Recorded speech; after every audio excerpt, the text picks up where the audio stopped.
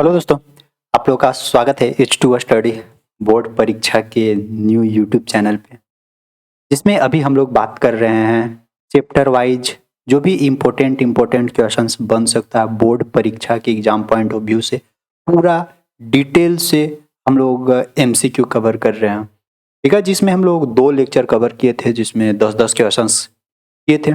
आज फिर हम लोग उसी सीरीज को कंटिन्यू करते हुए आगे भी क्वेश्चंस हम लोग कवर करेंगे, जिसमें हम लोग 20 क्वेश्चंस किए थे, जिसमें एक क्वेश्चन आप लोगों को होमवर्क के रूप में हम दिए थे। जो क्वेश्चंस था आपकी स्क्रीन पे ये देखिए। क्वेश्चंस क्या बोल रहा था ना कि साइड मिरर के रूप में प्रयुक्त होता है, यानी साइड मिरर के रूप में हम लोग किस चीज़ का यूज जनरली करते हैं, ये हमसे पूछ रहा है।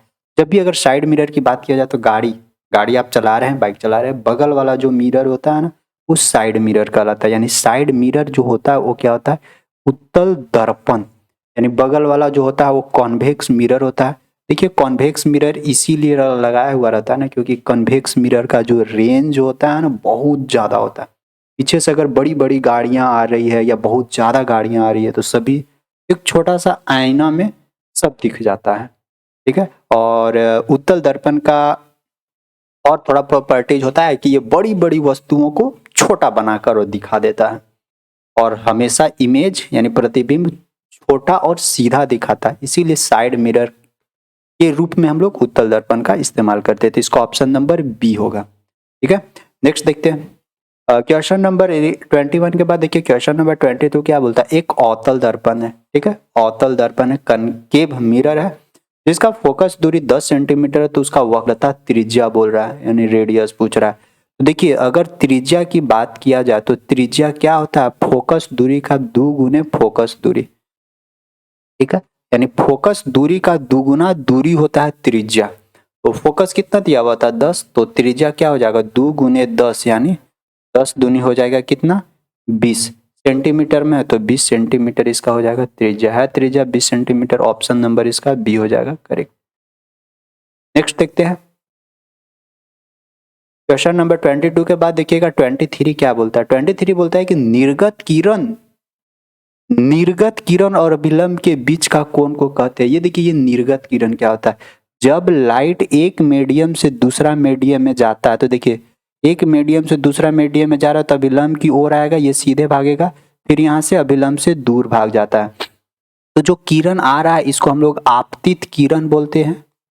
ठीक है ना, ये जो आ रहा है इसको हम लोग आपतित किरण बोलेंगे। जो अंदर घुसा इसको हम लोग अपवर्तित किरण बोलते हैं। ठीक है, अपवर्तित किरण बोलते हैं। और ये जो बाहर निकल गया इसको हम लोग निर्गत किरण बोलते हैं। ठीक है, ये निर्गत किरण हो जाएगा।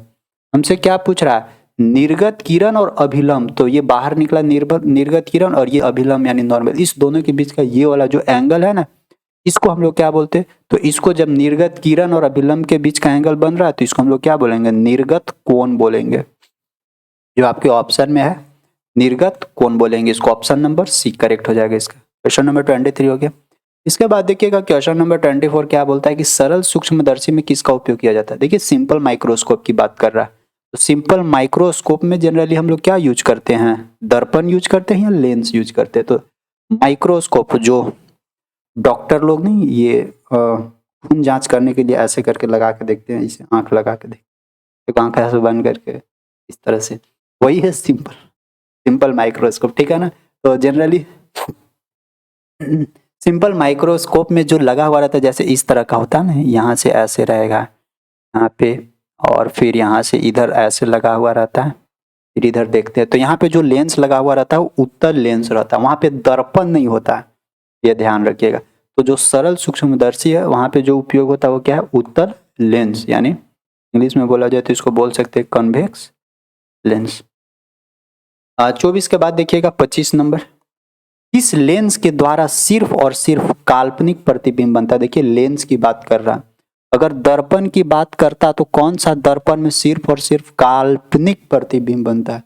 अगर दर्पण की बात करता तो हो जाता कौन सा, उत्तल दर्पण। ठीक है ना, और यहां से हमसे क्या पूछ रहा है, लेंस जो काल्पनिक प्रतिबिंब, और काल्पनिक प्रतिबिंब किसको बोला जाता है, जो सीधा इमेज बनाए, जो सीधा प्रतिबिंब बनाए उसी को हम लोग काल्पनिक प्रतिबिंब बोलते हैं। तो लेंस में जो सीधा प्रतिबिंब बनाता है वो वहां पे अवतल लेंस बनाता है, ठीक है ना।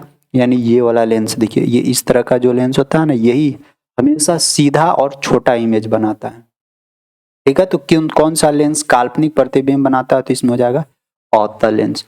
उत्तल लेंस उल्टा बनाता है, जबकि दर्पण में बात किया जाए तो उत्तल दर्पण ही सीधा बनाता है, ठीक है। तो इसमें क्या हो जाएगा, इसका अवतल हो जाएगा ऑप्शन नंबर बी, जो काल्पनिक प्रतिबिंब बनाता है।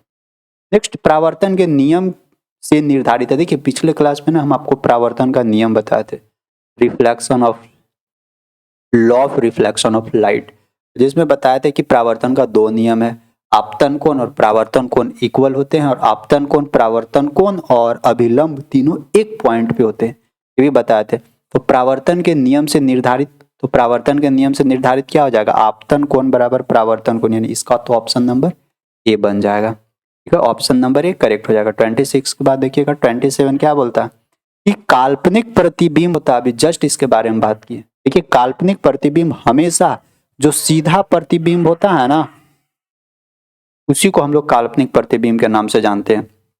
तो काल्पनिक प्रतिबिंब किसको बोलते हैं, जो सीधा प्रतिबिंब होता है। और अगर उल्टा प्रतिबिंब बने तो उसको हम लोग क्या बोलते हैं, उल्टा को हम लोग बोलते हैं वास्तविक प्रतिबिंब, ठीक है ना। अगर कहीं पे वास्तविक प्रतिबिंब बन रहा है तो उसको वो समझिए कि वो उल्टा है। तो काल्पनिक प्रतिबिंब हमेशा सीधा होता है, तो इसका ऑप्शन नंबर ए बनेगा। क्वेश्चन नंबर 27 हो गया। इसके बाद देखिएगा 28 क्या बोलता है कि लेंस में मुख्य फोकस की संख्या कितनी होती है। देखिए कोई भी लेंस की बात करते हैं, जैसे ये कॉन्वेक्स लेंस है और ये कॉनकेव लेंस है, यानी एगो उत्तल लेंस है एगो अवतल लेंस है। इसमें फोकस की बात करते हैं तो देखिए ये प्रकाशीय केंद्र होता है, बीच वाला सेंटर, तो एगो फोकस होता है इधर F1, एगो फोकस होता है इधर F2। सेम इसके साथ भी होता है, इधर एगो F1 देखने को मिलेगा, एगो इधर F2 देखने को मिलेगा। तो लेंस में जो मेन फोकस होता है ना, वो कैगो होता है, दूगो होता है। मेन फोकस दूगो, मेन सेंटर भी जो C1 C2 होता है वो भी दूगो होता है।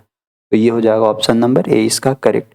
28 के बाद देखिएगा 29 क्या था, सर्च लाइट का प्रयोग, सर्च लाइट का परावर्तक सतह होता है। जैसे सर्च लाइट के पीछे जो लगा हुआ रहता है ना दर्पण या फिर जो भी सरफेस लगा हुआ रहता है, इस तरह का होता है, यानी अवतल दर्पण की तरह होता है। जैसे अगर आप टॉर्च देख रहे हैं या आप गाड़ी का जो सामने वाला हेडलाइट है ना, उसको देखिए पीछे से ना ऐसे करके फोकस मारता है और बीचवा में बल्ब रहेगा। तो जो पीछे वाला जो परावर्तक सरफेस होता है ना, परावर्तक सतह, वो किस चीज का रहता है, वो रहता है अवतल, अवतल दर्पण का बना हुआ। क्यों, इसका भी कारण है कि जैसे यहाँ से लाइट निकला, जैसे ऐसे लाइट यहाँ पे फिक्स किया हुआ रहता है, यहाँ से लाइट निकलेगा तो एने से ऐसे रिफ्लेक्ट होता है और सीधे पूरा परावर्तित होते हुए जाता है। इसीलिए देखते होंगे कि अगर रात के कोई गाड़ी चल रही है, उस गाड़ी का लाइट अगर सीधे आंख पर पड़ेगा तो पूरा आंख चकचोन्ही आ जाता है एकदम, ठीक है ना।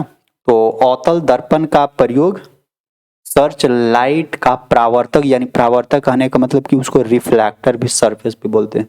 तो सर्च लाइट में जो रिफ्लेक्टर सरफेस जो बना हुआ रहता है वो अवतल का बना हुआ रहता है, यानी अवतल दर्पण का।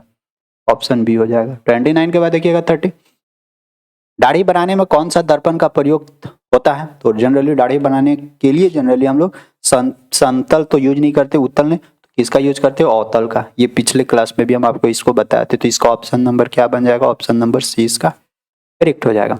अब देखिएगा क्वेश्चन नंबर 30, 10 को क्वेश्चन कवर करवा दिए। अब इसके बाद आपको देखने को मिलेगा एक होमवर्क, जिसका हम नेक्स्ट डे आपको कंप्लीट इसका डिटेल से सॉल्यूशन बताएंगे। तो क्वेश्चन नंबर 31 क्या है, जो आपका आज का HW है, देखिए न्यूमेरिकल है। बोलता है कि एक उत्तल लेंस है, ठीक है, उत्तल लेंस है जिसका क्षमता 1 डायोप्टर दिया हुआ, यानी जिसका पावर कितना है, 1 डायोप्टर है। तो बोलता है कि उस लेंस का फोकस दूरी अब निकाल के बताइए। अब ध्यान ये भी रखिएगा कि यहाँ पे प्लस माइनस के साथ पूछता है, तो यहीं से आपको कंफर्म कर लेना है कि देखिए उत्तल लेंस, और हम आपको बताए थे कि उत्तल लेंस का अगर पावर की बात किया जाए यानी क्षमता का, तो क्षमता हमेशा पॉजिटिव में मेजरमेंट होता है।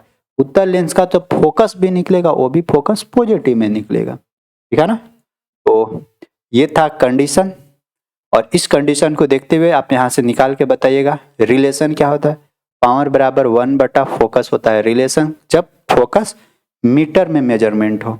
एक और बताया गया था आपको, पावर बराबर क्या होता है, 100 बटा फोकस जब फोकस सेंटीमीटर में हो। तो दोनों में से जो भी फार्मूला यहाँ पे लगेगा वो फार्मूला लगा के और बनाकर और बताइएगा कि कौन सा इसका आंसर आएगा। ठीक है, तो बस आज का जो सेशन है, आज का सेशन हम यहीं तक रखते हैं।